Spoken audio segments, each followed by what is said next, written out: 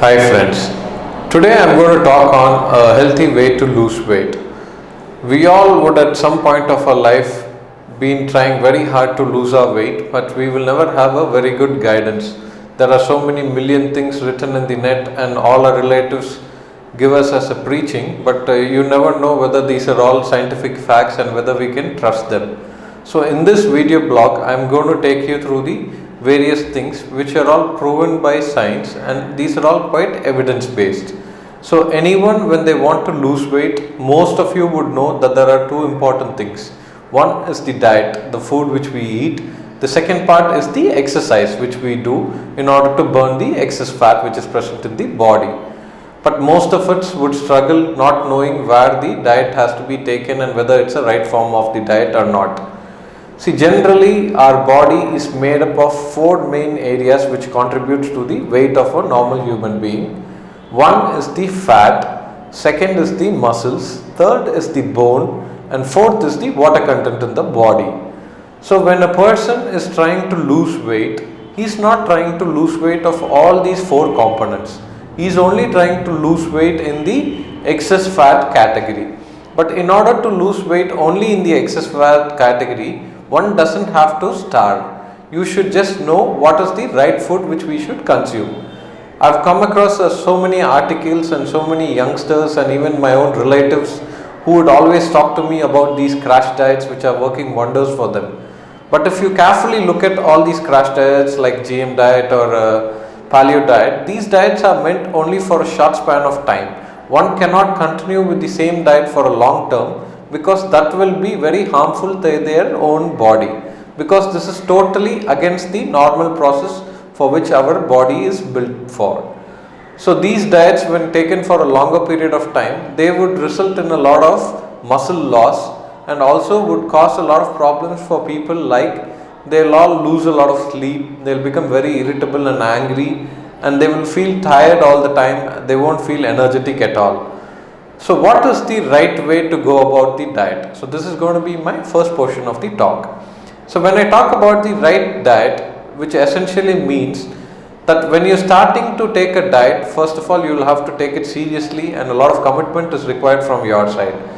Second step would be to take a low calorie diet for a period of 2 to 3 weeks, followed by a high protein diet which will be like a maintenance diet which you will have to continue throughout.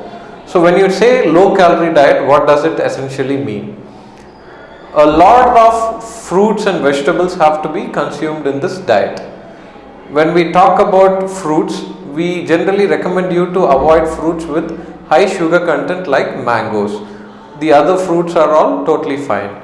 In addition to the fruits, you also should consume a lot of vegetables. Spinach is a very good vegetable which you can consume in any quantity you want. It's very healthy. At the same time, it doesn't really make you starve. It keeps you quite full and gives you the required calories as well. In addition to spinach, you have other vegetables like carrots, beans and cucumber which one can consume. So can only some person live with only these vegetables and fruits? Not at all. This is going to be a good proportion of your diet. In addition to this, you can also add up other materials which would contribute a little bit of low calories. So one definitely should avoid a white polished rice. This has a high calorie content and we should try to avoid it whenever we are trying to take a normal diet. Even if you're not dieting, avoiding a white rice is going to be good for you in a healthy perspective. So in addition, if you avoid a white rice, what are the other alternatives we have? We can consume a lot of ragi, you can consume a lot of yeast, and you can also consume oats. All these generally have a pretty low calorie intake, and this will aid us in keeping our tummies full, at the same time also keeping us fresh and leading on to a good amount of weight loss which would be triggered.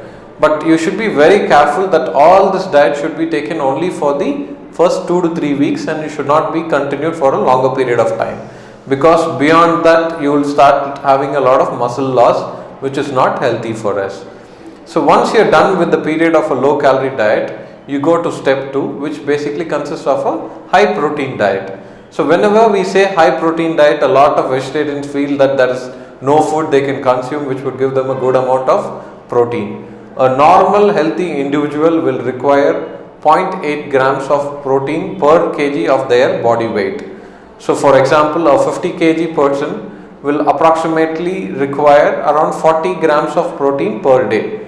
It is not easy to consume this 40 grams just like eating our own way. So there are some food particles which are quite rich in proteins, and we should try to consume quite a lot of it. So what are they? Almonds, cashews, they have a good amount of protein content in them. In addition to it, you have paneer and tofus, which again have a lot of protein content. In addition to it, you have a lot of milk and milk products, which all would have a good amount of protein. Egg white is another very good source of protein. So you can boil and have only the egg white, not the yellow. The yellow has a lot of fat, so only the egg white would give you a good amount of protein. So these are basically some products which both the vegetarians and the non-vegetarians can take. And when we break down the protein content and make sure that we are taking an adequate quantity, you know that you feel very fresh and you will be feeling a lot of refreshment as well, and quite active. You won't feel tired. When we come to non-vegetarians, in addition to all these food particles which I mentioned to you earlier, we can also consume chicken and fish, which are very good sources of high protein. Other forms of beef and pork do have a good amount of protein content. In addition, they have a lot of fat as well, so they are not very much recommended. Whenever you have some food which is prepared like a chicken or a fish, we should try to use a lot of boiling and preparation which is associated with boiling, rather than trying to have a deep fry using oil. Oil is not good for us, and that is definitely not good for your weight loss either. So once your protein content is good enough, you know that your diet is taken care of, and you can have this as a maintenance diet for a longer period of time.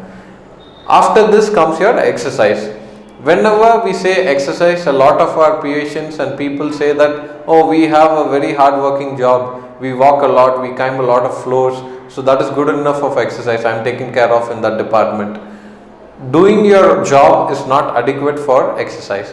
So when you need to do an exercise for a weight loss, which means you have to contribute 30 to 45 minutes of your time every day to perform some active exercise.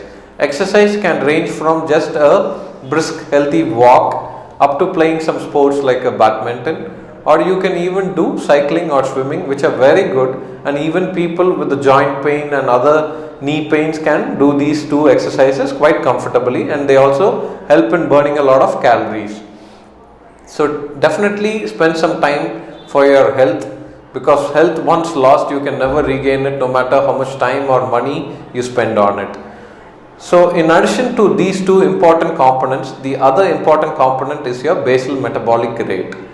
So your basal metabolic rate is nothing but the amount of energy which is spent by you just being at rest. So a lot of activities take place in our body, like our heart functioning and pumping, and also our lungs functioning and the breathing taking place. All these processes burn a lot of calories. So this is known as the basal metabolic rate. My next video blog would highlight on how you can probably trick yourself and increase the basal metabolic rate a little more, so that you will have a more efficient weight loss. I hope I would have covered most of your doubts. If you have any more doubts, please feel free to contact me at Ashwin Hospital. Thank you very much.